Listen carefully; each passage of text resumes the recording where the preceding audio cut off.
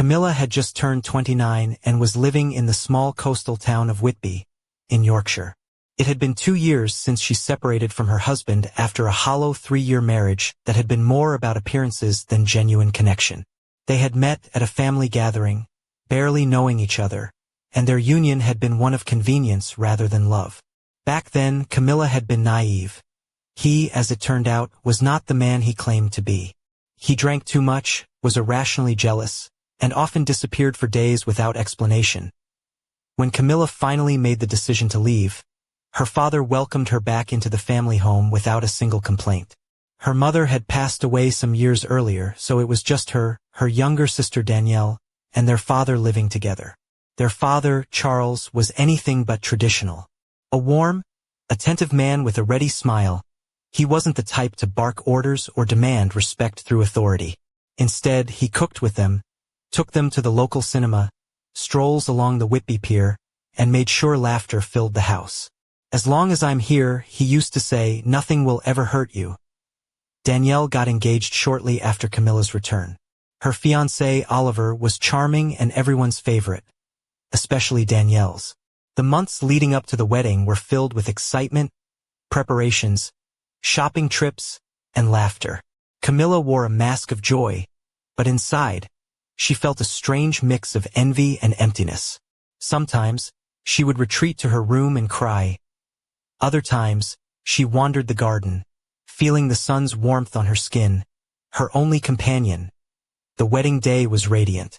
Danielle looked stunning in a simple ivory dress that hugged her figure, delicate lace at the sleeves, and her sandy hair pinned back with pearl clips.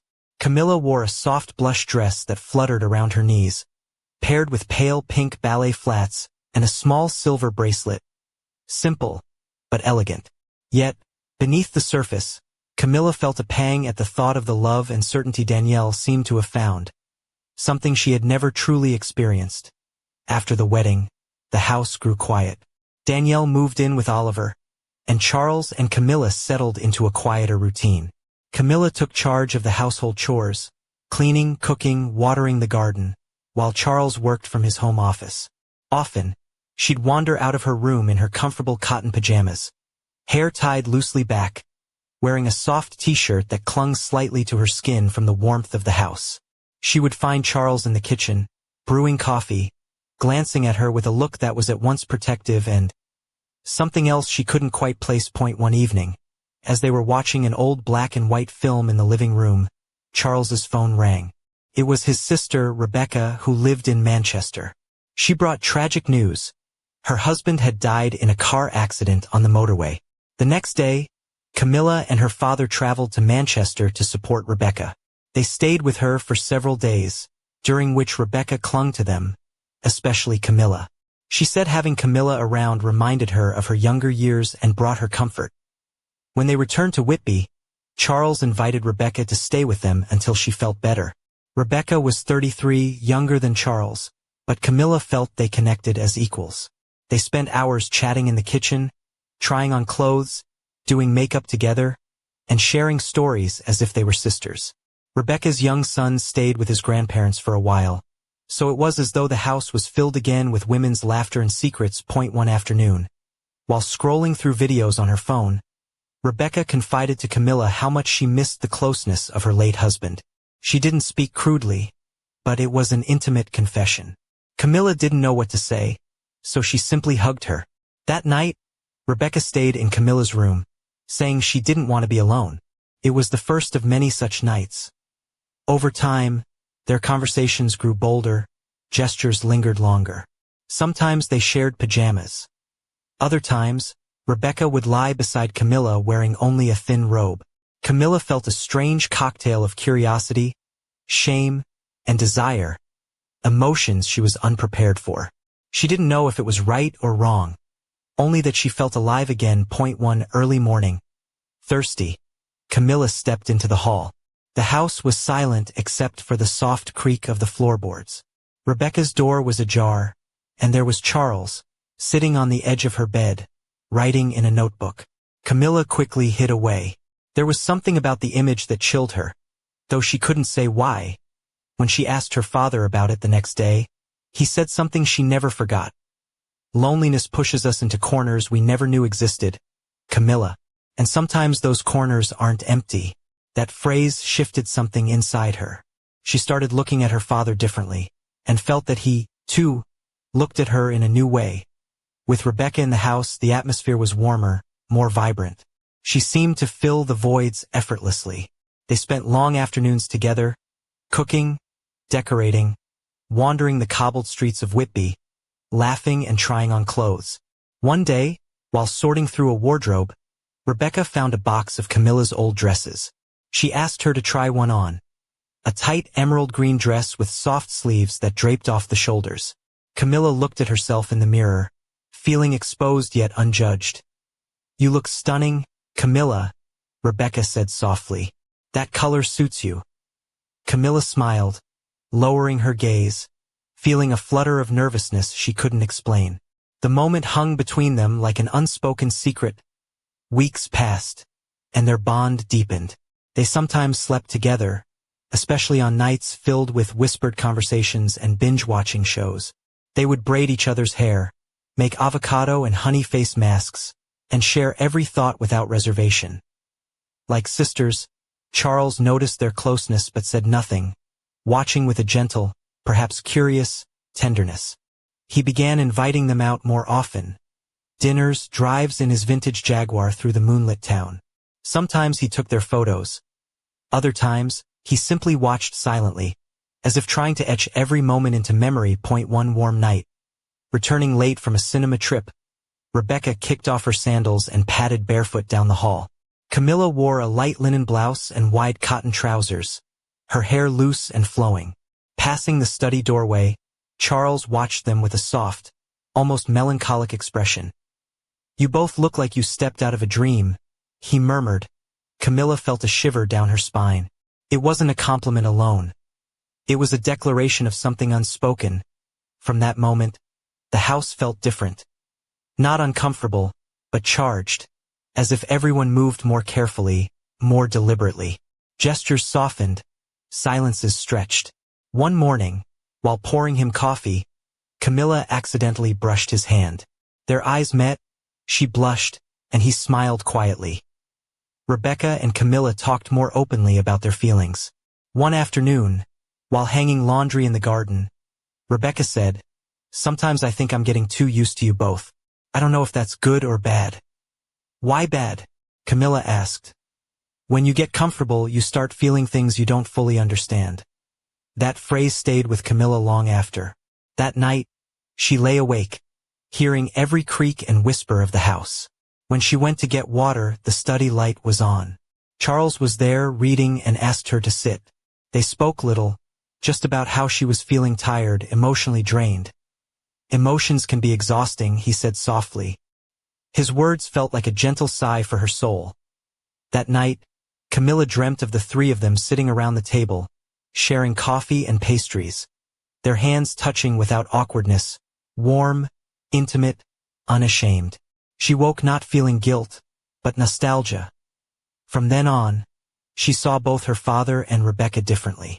She sensed something shifting between them, too, a shared yearning no one dared voice.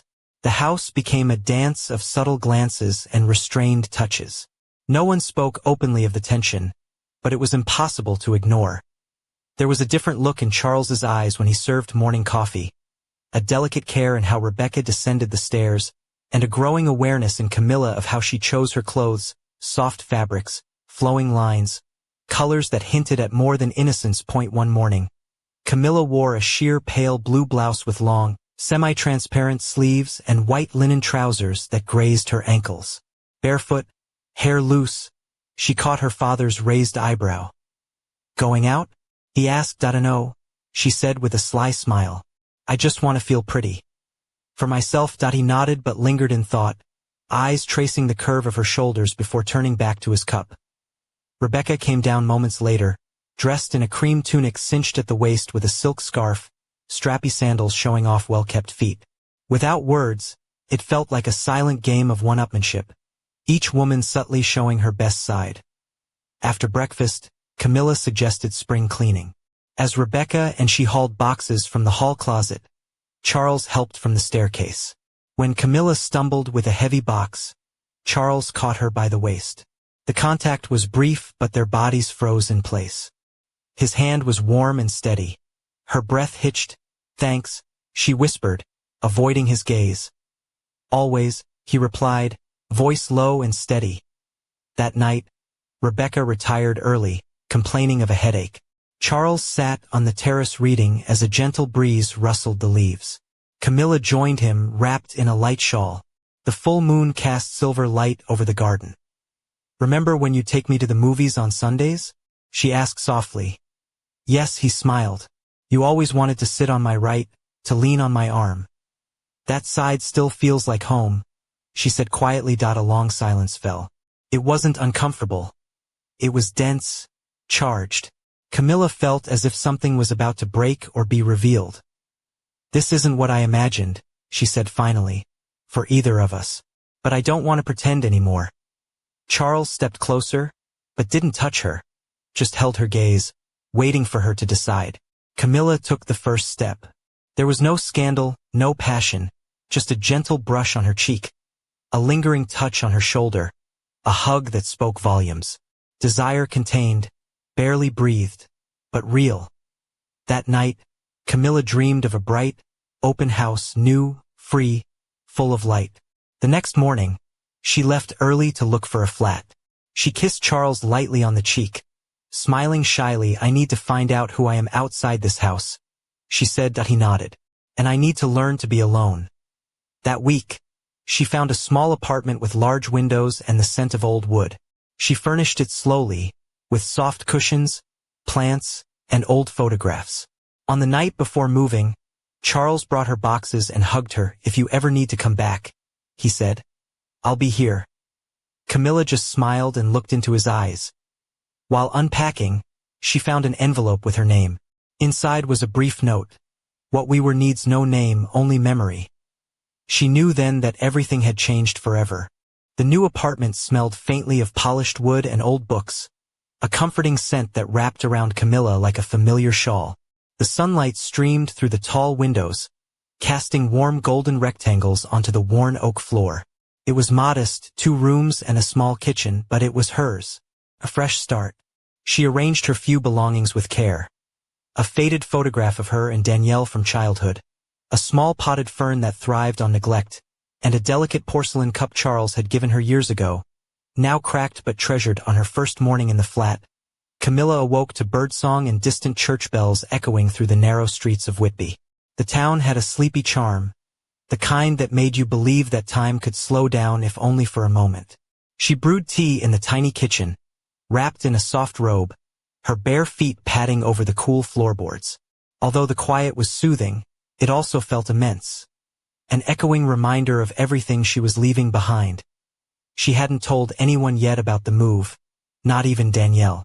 The thought of their last conversation made her stomach twist, a mix of guilt and relief. Danielle had been radiant at her wedding, the picture of happiness, but Camilla suspected there were cracks beneath the surface. Yet, she wasn't ready to face that just now. A sudden knock at the door startled her. She wasn't expecting visitors. Pulling the robe tighter, she opened it to find Rebecca standing there.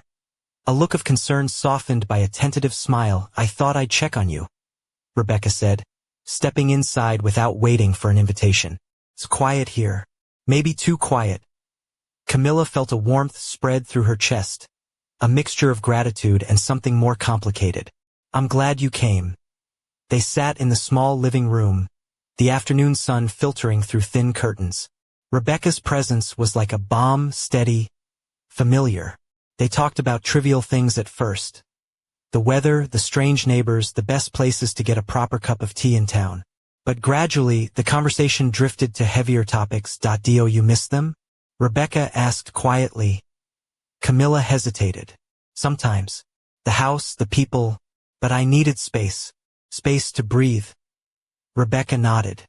"I understand. I've been thinking a lot about what you said, about finding out who you are outside that house." The words hung between them, charged and unspoken. Camilla felt her heart quicken. It's terrifying, though, like stepping into a fog. Rebecca reached across and took her hand, warm and reassuring. "You're not alone in the fog." Camilla glanced down at their intertwined fingers, a blush rising to her cheeks. "Thank you." Later, after Rebecca left, Camilla stood by the window and looked out at the busy street below. People hurried by with umbrellas, their faces blurred and indistinct. She felt both isolated and oddly connected, to the town, to herself, and to the invisible threads tying her to Whitby's old stone houses and narrow alleyways. The phone buzzed suddenly, jolting her from her reverie. It was a message from Danielle. "Asterisk, how are you? We miss you." Asterisk, Camilla typed back slowly. Asterisk, "I miss you too. But I'm trying to find my own way." Asterisk, as evening fell, she lit a single candle, its flickering flame casting shadows that danced on the walls. The note from Charles rested on the table beside her, the words echoing softly in her mind. What they had shared needed no name, only memory. But memories could be both a sanctuary and a trap. Just as she was about to close the curtains, a shadow flickered across the glass outside. Camilla's breath caught. She stepped closer, peering into the dim street. For a fleeting moment, she thought she saw a figure watching her from across the road. Someone familiar, yet indistinct. Then the figure disappeared into the gathering dusk. Her heart pounded. Was it a trick of the light, or had something or someone followed her here? The night stretched ahead, filled with uncertainty and possibilities. Something had shifted, and nothing would ever be the same again. The following morning dawned gray and misty, the kind of Whitby morning where the sea's salty breath seemed to seep into every corner of the town. Camilla stood by her window, sipping a steaming cup of tea, her thoughts tangled between the comfort of her new space and the shadow she'd seen the night before. The image haunted her, just a flicker in the dark, but enough to unsettle the fragile calm she was trying to build. Determined not to let fear take root, she dressed carefully, choosing a soft cream sweater that hugged her slender frame and a pair of dark jeans that tapered neatly at the ankles.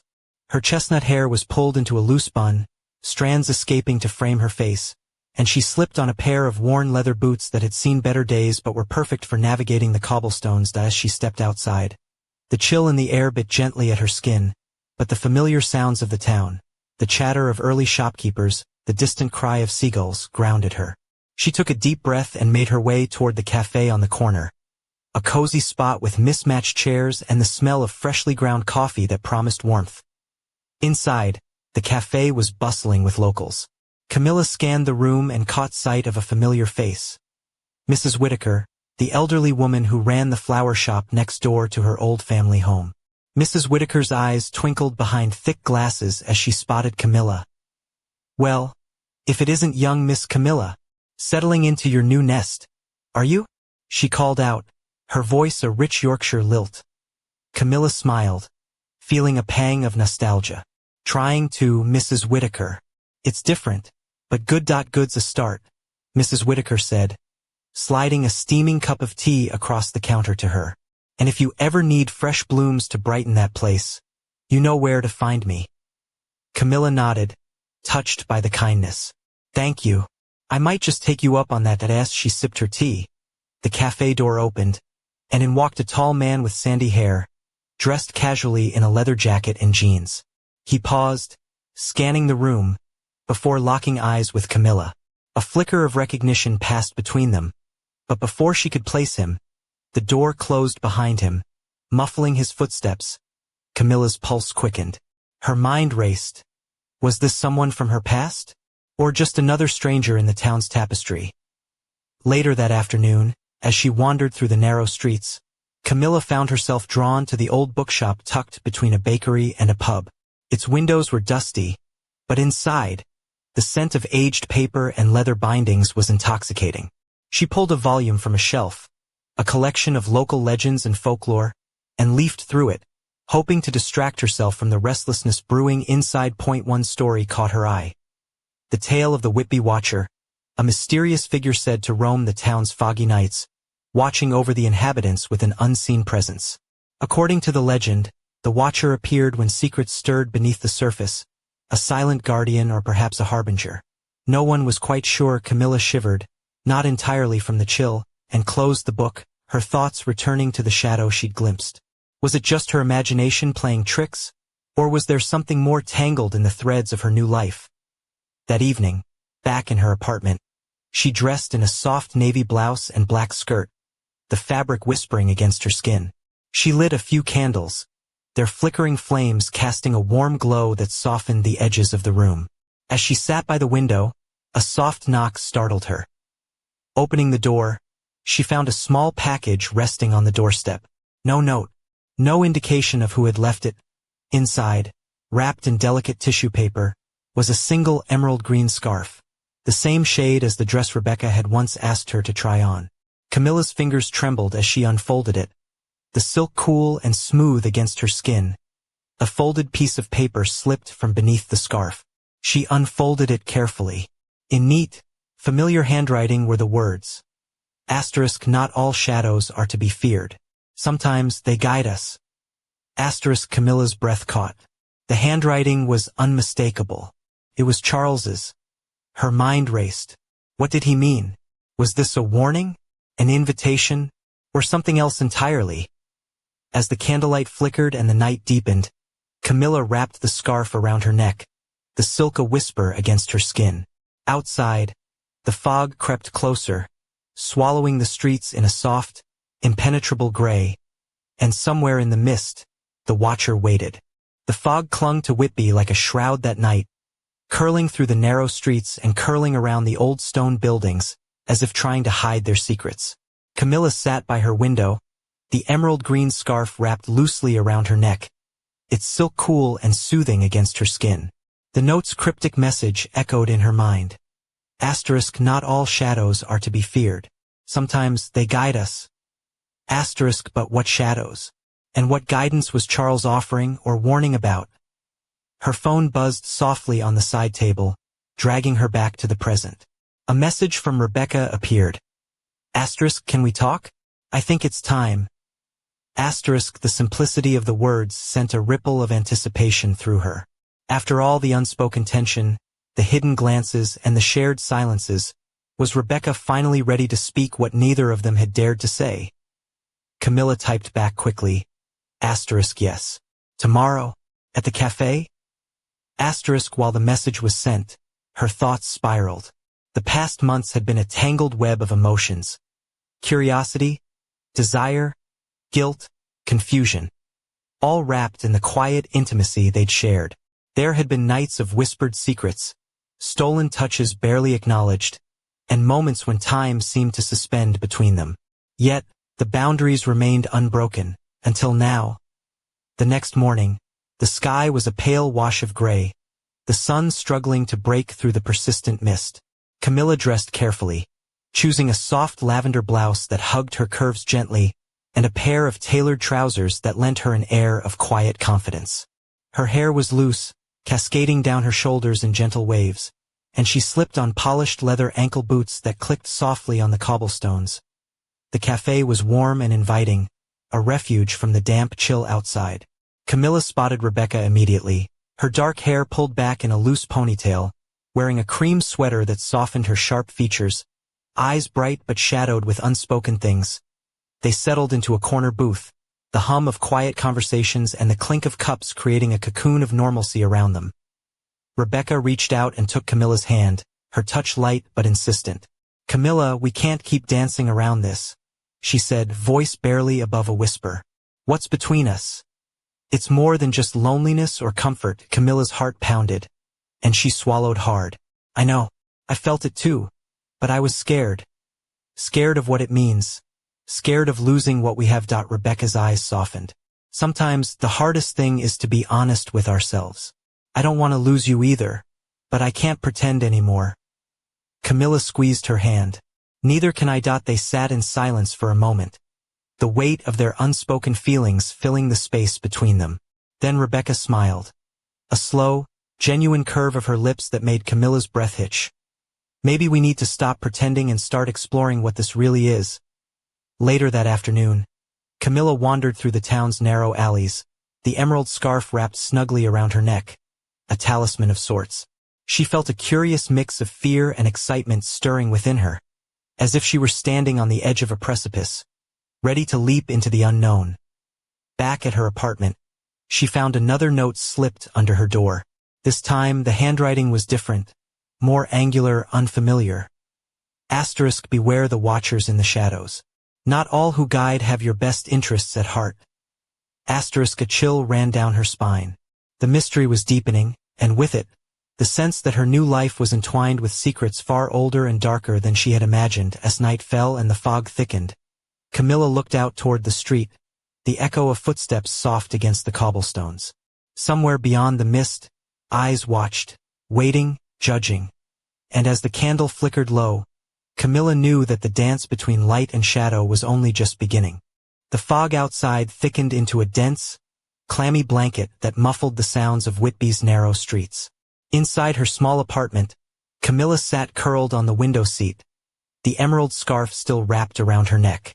The second note, with its sharp, unfamiliar handwriting, lay crumpled on the table beside her like a silent threat. Asterisk, beware the watchers in the shadows. Not all who guide have your best interests at heart.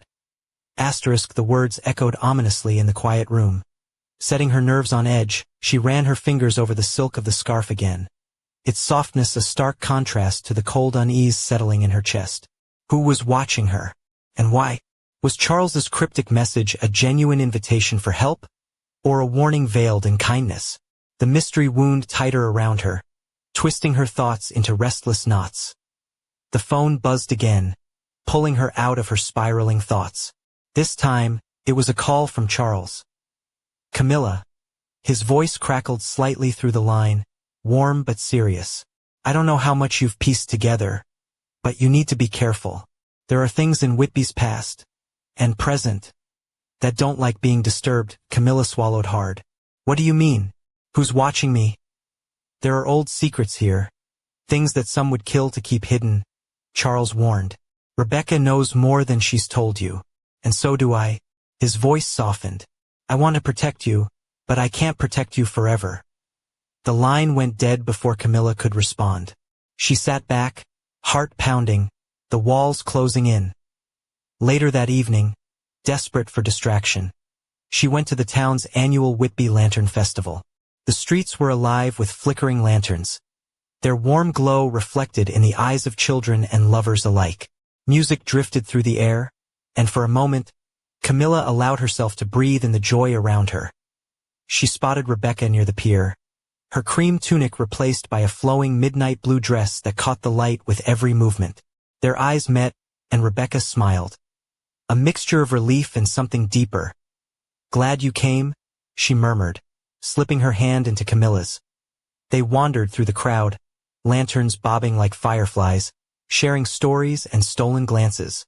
The night was filled with laughter and the scent of sea salt, but beneath it all a quiet tension hummed. An unspoken question about what lay ahead as the festival neared its end. They stood by the water's edge, watching lanterns drift out to sea. Camilla felt Rebecca's fingers tighten around hers. We can't ignore what's happening, Rebecca said softly, but we don't have to face it alone. Camilla nodded, her heart both heavy and hopeful. Together, just as they turned to leave, a shadow detached itself from the darkness. A tall figure cloaked in black, face obscured. The lantern light flickered, casting eerie patterns across the stranger's features. Camilla's breath caught. The figure stepped forward, voice low and chilling. Some secrets don't want to be uncovered. Be careful, Camilla. The watchers are closer than you think. Before either woman could react, the figure melted back into the fog, leaving only the echo of those words hanging in the cold night air. Camilla shivered, clutching Rebecca's hand tighter. The dance between light and shadow had become a dangerous game, and neither of them knew who would make the next move.